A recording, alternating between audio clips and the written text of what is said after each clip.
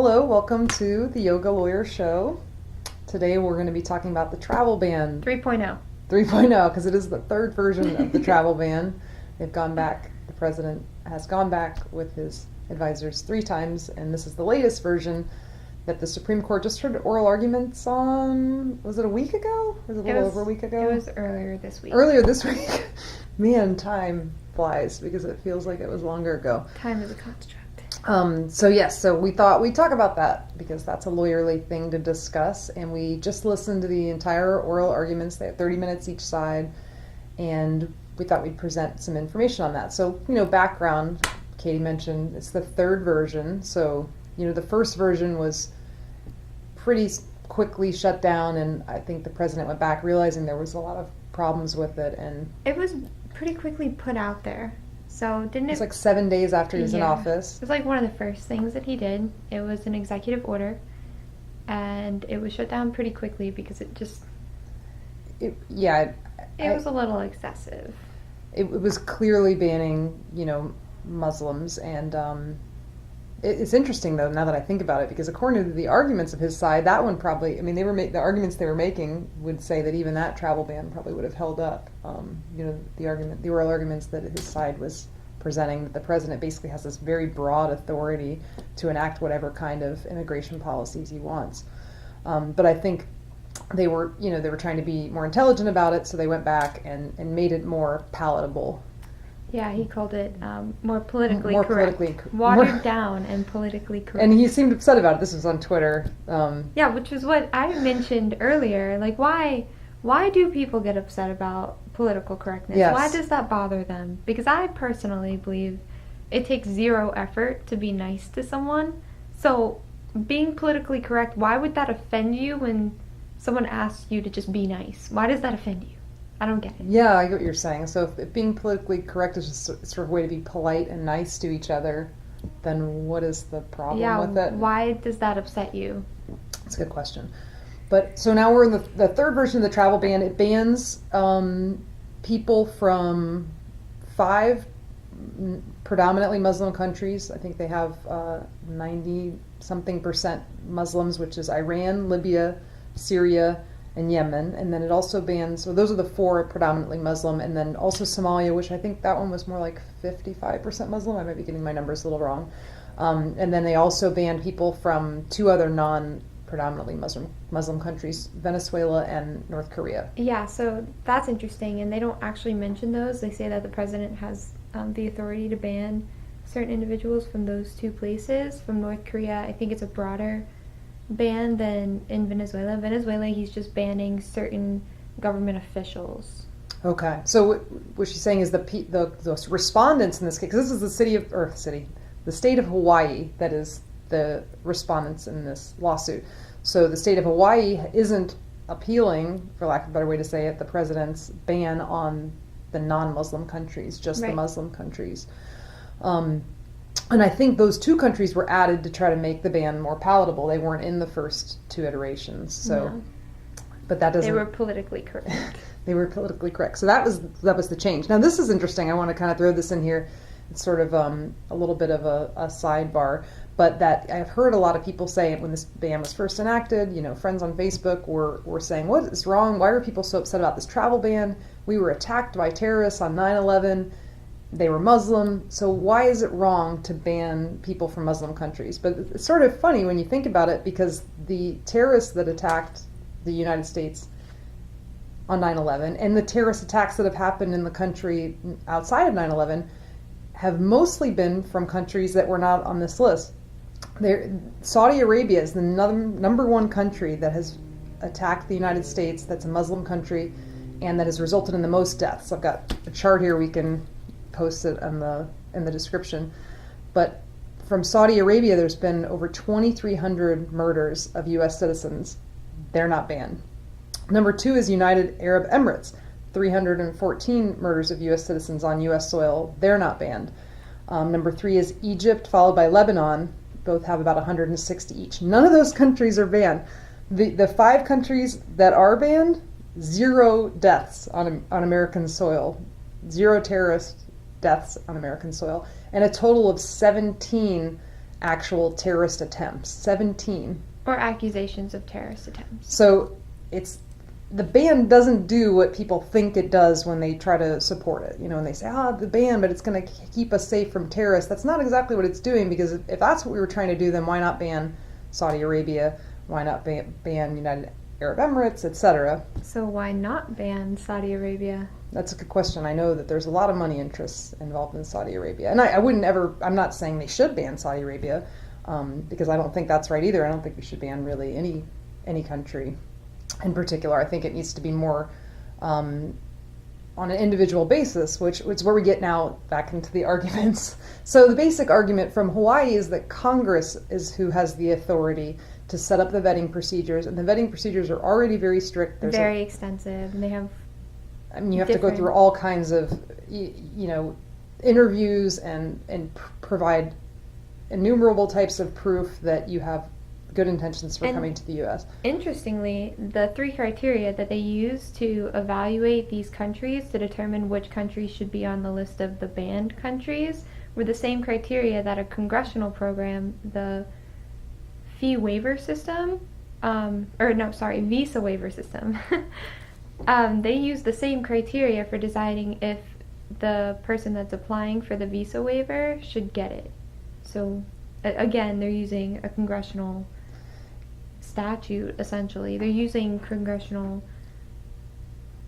has the power. And that's really where the arguments, come down. President Trump's argument versus I keep saying city of Hawaii. It's a state. The government of Hawaii, their argument are that, Trump's side is saying that the executive branch, President Trump, has broad authority to make laws regarding the immigration into this country, and Hawaii is saying that is a power that Congress has, and that Congress is using, and there's no point for the president to do this, and that essentially it's creating this overbroad, overreaching power that could lead to a slippery slope.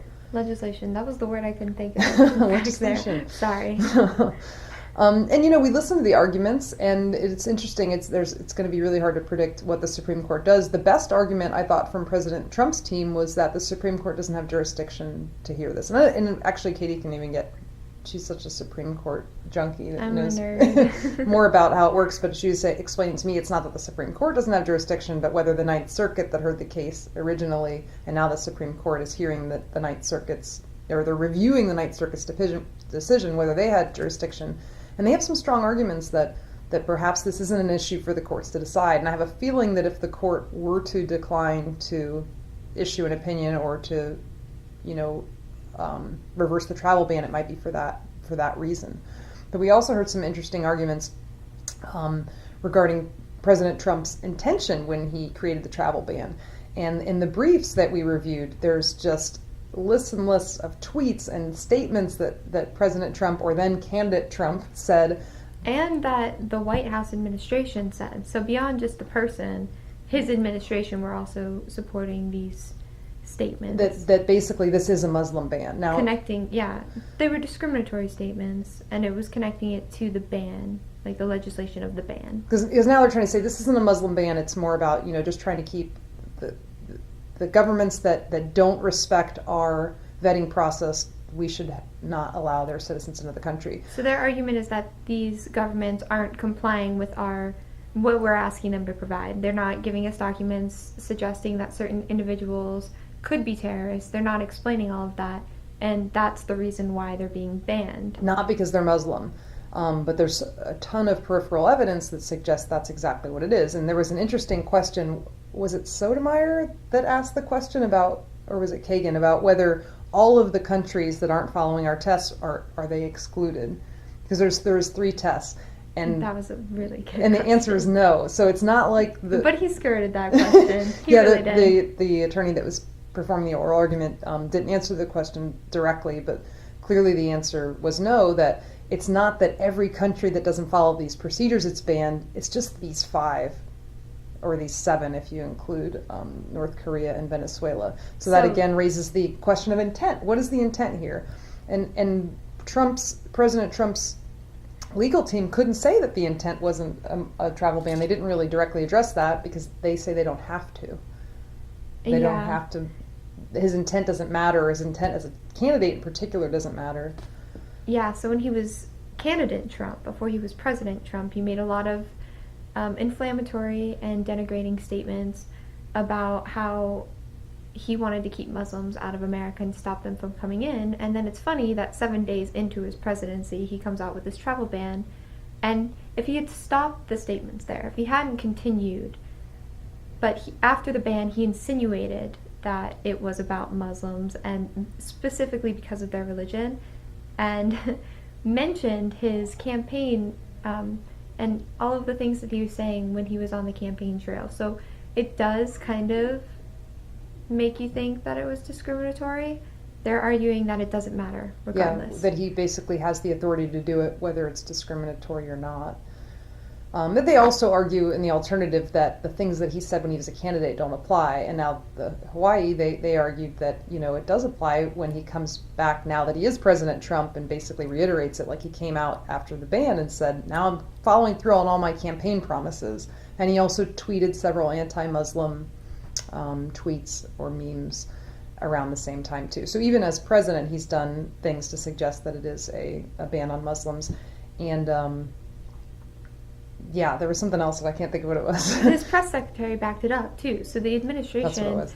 The administration supported his positions. They didn't try to separate themselves from the discriminatory insinuations that he was making through tweets or statements. I mean, I don't think that after he was president, he outright said that we're banning Muslims, but he insinuated and pointed back to his statements during the campaign. So it's really hard to make an argument that he wasn't basing this travel ban off of some discriminatory statements, or that there was some reason for, besides the government's interest in national security, which is a government interest. Yeah, they have a clear interest in protecting national security. Which is one of their arguments, and that's fine. We totally understand that the government does have a compelling interest in protecting in national security, but I don't know, if it comes in conflict with discrimination, there are arguments against it. Well, I mean, here the thing is I mean, they're basically, because they're going to have a hard time arguing that President Trump hasn't said racist or denigrating things about Muslims. I don't think you can argue that. So they're not arguing that. They're essentially arguing that the court really doesn't have jurisdiction to decide this, and that his intention doesn't matter. That because of the national security interest, it doesn't matter that he's said that or intended that in the past. Hawaii makes an argument for the Establishment Clause, which basically says that there can be no established religion within the United States, which means essentially that they can't ban your religion, which is kind of what he's trying to do. He's trying to ban the Muslim religion from at least from penetrating the U.S. more. So the Establishment Clause would not allow him to do that, but they're arguing that the Establishment Clause doesn't apply because the Constitution doesn't apply to people that aren't American citizens. And they're not here yet. Because, I mean, I think the Constitution would apply if you're not an American citizen, but you're on American soil to some extent. I mean, there's case law that says it does. But they're saying they're not even in the country yet. This is like in the air. We're talking about the Establishment Clause because these people haven't come in yet. They've been banned from coming in. So how can they be protected by the Constitution when they're not even here? And Hawaii's arguing that it does affect the citizens, I guess maybe emotionally. That are here. Yeah, I mean, they do make those arguments. And there were some certain situations, some cases where there were I guess plaintiffs, you would kind of call them, people that were directly affected by the ban. They mentioned a 10-year-old girl who needed some medical treatment that was affected by the ban. And she wasn't allowed in under the ban. And there were many scholars and doctors, students, that haven't been allowed in specifically under the ban. Which kind of gets to the core of the problem of the ban. The ban is fine if it were more particularized, if it was on a case-by-case basis, if it didn't ban whole countries. And then you wouldn't even need the ban because we have a vetting process Congress that's very extensive. Done that already. So that's kind of the point I think we're trying to make. Well, and also that this would have done nothing to stop any of the terror attacks that have actually happened in the U.S. The biggest being 9/11. This ban would have done nothing because none of the countries that were involved in 9/11 are banned. So it's kind of like, what are we doing? I mean, honestly, it looks like that this is just a way of kind of doing something. Like candidate Trump promised he was going to do a Muslim ban. He comes in 7 days after coming into office. He enacts the first version of this ban and he says, job done. Like he even said something like that, tweeted something like, I've done what I set out to do. So it's a way of looking like he's doing something and getting his base happy. Like, yeah, we're banning people that we should be banning. Let's not be politically correct. But in reality, it's doing nothing to make us safer. And it's hurting people that genuinely should be in this country. Right. So I think the thing that we're getting at is, regardless of the arguments, the ban is unnecessary. We already have the vetting process. The president doesn't need to do this. It's not effective. So this shouldn't even be a problem. This shouldn't be a thing. At the same time, I don't know that the court's going to agree, because legally, President Trump's team has raised some arguments jurisdictionally and then also just regarding the executive power that the court might just agree with them. Yeah, we won't know until maybe June, so the court's term ends in June, late June, so that's probably the earliest that we'll hear. They might wait until the next term. When is that? Which I think is in October, is when they start up again. They get a recess, the Supreme Court does. Summer break. Yeah, they they get a lot of cases. The Supreme Court gets a lot of cases and they hear a lot of cases. We only hear about the big ones that get like a whole crowd of people. There were a bunch of people. Yeah, in the gallery and that you could hear people laughing and just. I mean, it's good that the Supreme Court, the justices were asking a lot of questions, which is good. It means that they haven't made their decision yet. Usually they go in, they get to read all of the amicus briefs, they get to read the initial briefs, they go in knowing everything that these people are going to argue. So oral argument at the Supreme Court level is generally just the justices asking questions, and if they don't ask a lot of questions, they've probably already decided. Made up their mind. But since they asked a lot of questions during this oral argument, and they even extended the time, they gave them an extra 5 minutes, that suggests that maybe they haven't completely decided yet. Well, and it was a lot of times, when you're watching oral argument, you can get a feel for where they're going based on the questions, and that was really hard here because they really kind of asked a lot of questions of both sides, and a lot of questions, about their arguments and uprooting their arguments, so to speak, on both sides. So it would be very hard to predict what they're going to do here.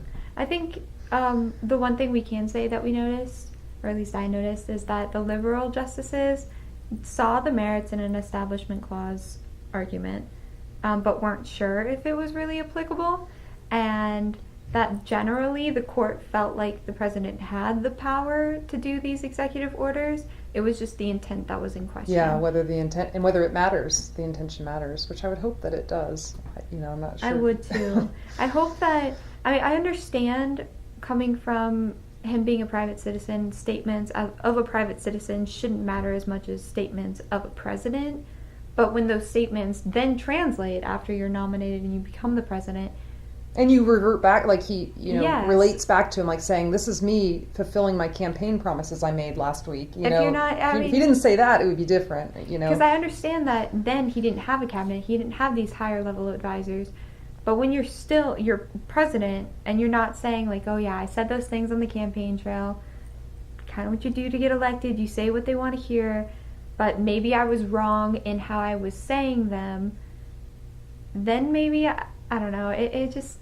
Intention should matter, I think. Yeah, and I don't know exactly how that falls under the laws that are applicable here. I mean, it seems in general intention matters. I mean, in any kind of criminal proceeding, intention matters, and in most civil proceedings, there's some type of intent that's involved a lot of the time on these type of issues. But it seemed like there were some strong arguments from President Trump's side that maybe intention doesn't come into play, and if it doesn't, then I think the arguments of Hawaii probably do fail if the intention doesn't matter, because that's the key. This is intention, really.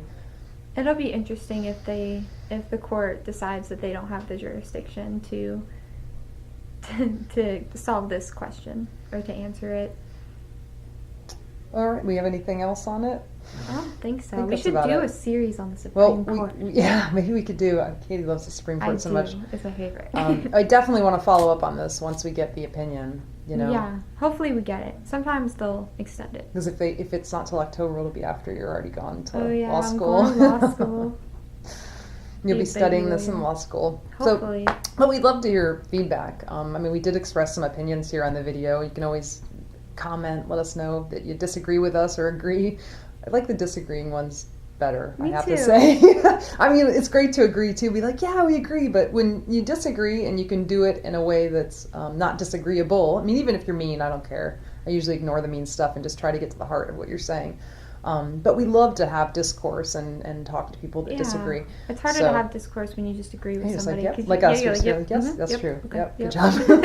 So yeah, let's hear, the opinions that we express. But as far as, what the court's going to do, I don't think anybody knows. But if you've got opinions about it, let us know too. Or if you maybe saw the argument and felt that it was different than what we were saying, or that the court was leaning one way or the other, we'd love to hear. So we'll post some of the information in the description, maybe a link to the oral argument and also to the article that I cited that has these statistics about the terrorist attacks in the U.S. We can also link there's it's called SCOTUS blog, and they have all of the briefs because they're public documents. So if you're there's super 80, nerdy, by the way. I was going to say. Amicus briefs, which are friend of the court briefs. It's basically the brief that people file when they agree with one side.